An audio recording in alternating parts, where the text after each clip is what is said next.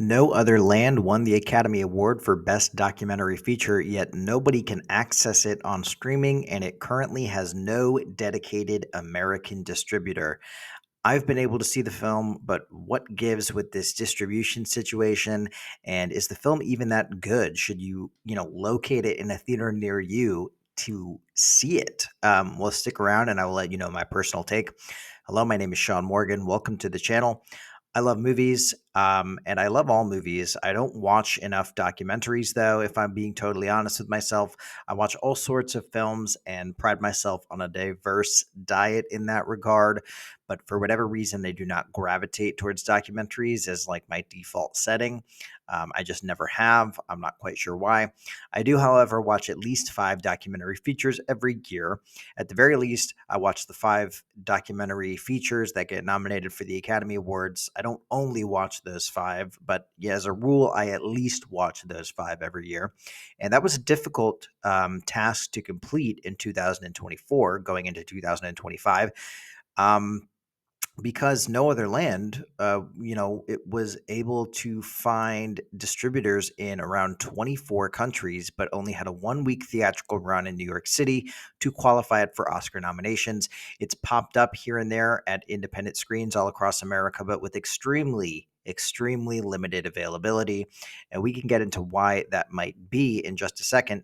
But first, let me tell you a little bit about the movie itself. The film has four credited directors to its name. Those four directors are Yuval Abraham, Basil Adra, Hamdan Bilal, and Rachel Soor. I apologize for mispronouncing any of those names. I truly did my best to get each and every one correct. Yuval Abraham and Basil Adra are the two most prominent directors, as they are also on camera throughout the majority of the movie's runtime. They also have been promoting the movie, where possible, and they were the two gentlemen who gave the speech at the Oscars when No Other Land won in its category. In my opinion, they really also gave the best speech of the evening. I was kind of just pumping my fists by the time they concluded their speech.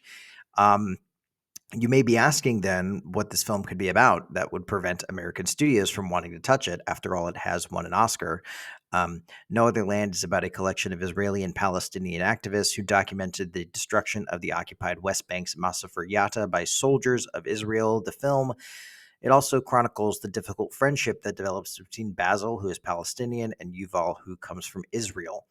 And there you basically have your answer, in my opinion, as to why this particular film is not being more widely courted by American studios. Hopefully that changes now that the film has won an Oscar, but that remains to be seen.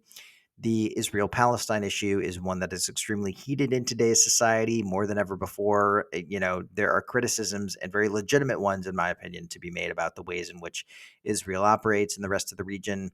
The United States also deserves copious amounts of criticism for providing financial support to, Israel as it commits atrocious acts overseas. I won't pretend otherwise. And obviously, this does not mean, just to cover my bases here, obviously that opinion does not mean that all Jewish people or Israeli people are responsible for crimes of the Israeli government, or that attacks like the one that occurred on October 7th are justified. Please do not think that is my argument here in any way, shape, or form. Worthy of note, though, is that this film was shot and basically entirely completed before the October 7th attack even occurred. The film's inception was in no way influenced by that horrific day. It only addresses that date in a sort of kind of epilogue slash end card towards the tail end of the movie. No Other Land truly does just document the real effects that the displacement of Basil's village has on its citizens and the ways in which the Israeli government tries to silence their protests, silence dissenting voices in the area. In my personal opinion, this is done not in a way that smacks of any sort of dishonest propaganda on Basil's part. It would be extremely hard to fake the events depicted in this film, or to have taken the actions of the Israeli soldiers in the movie out of context in some way in order to present some sort of false narrative. The people in Basil's community are being completely and utterly abused with no justification, and his ability to document that, I think, is very brave and admirable, though it is hard to watch. Um, I touched upon this earlier, but I also think that Yuval Abraham's involvement is critical to this film. He is an Israeli journalist who chronicles Basil's activism.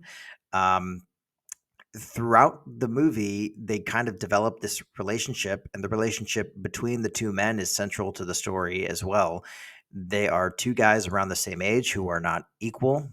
Abraham can go back to Israel after a day of filming, for example, and enjoy freedom and relative safety in his day to day life.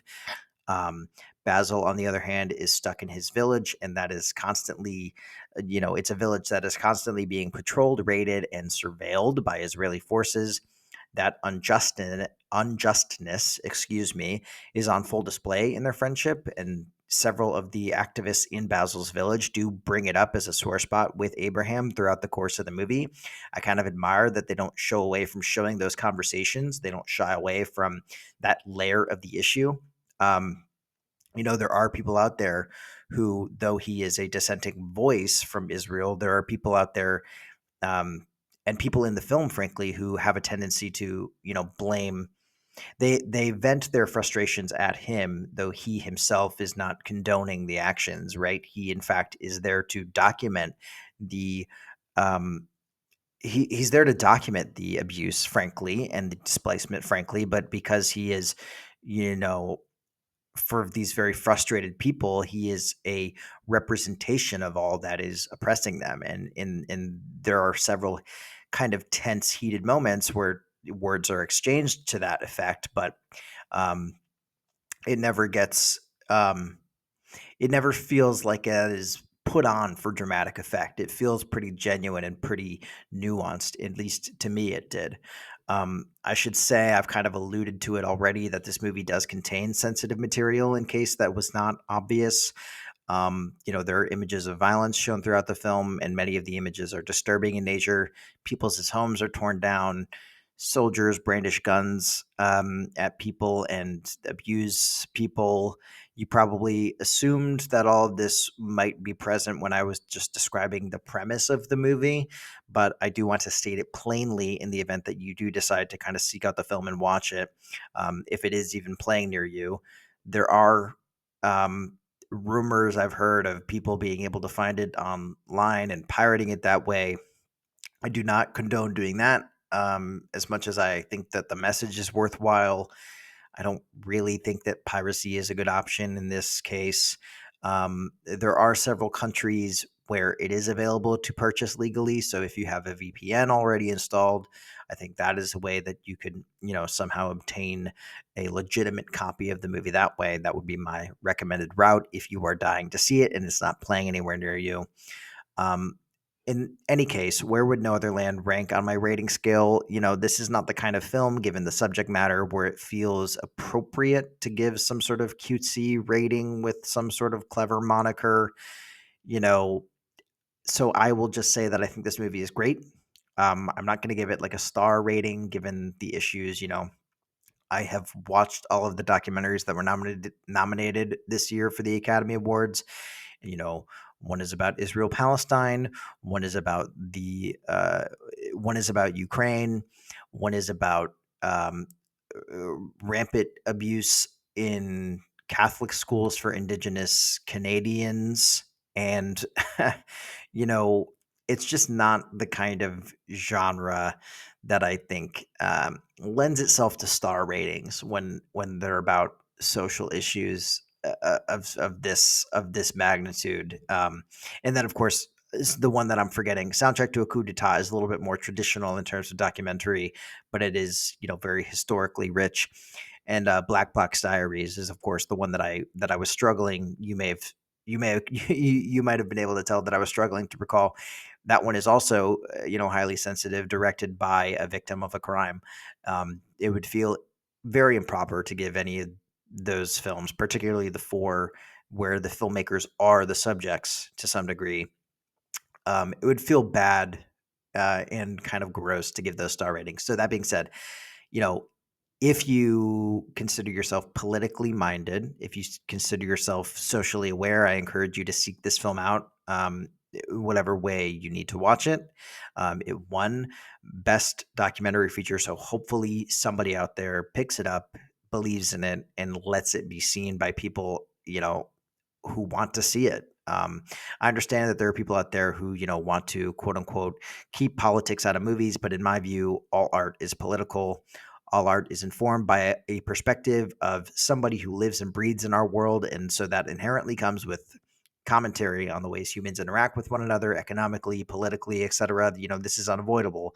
Um, it's also worth noting that anytime a piece of art or other media is suppressed or banned, that means that it likely has something to say that is thought provoking or at least worth engaging with.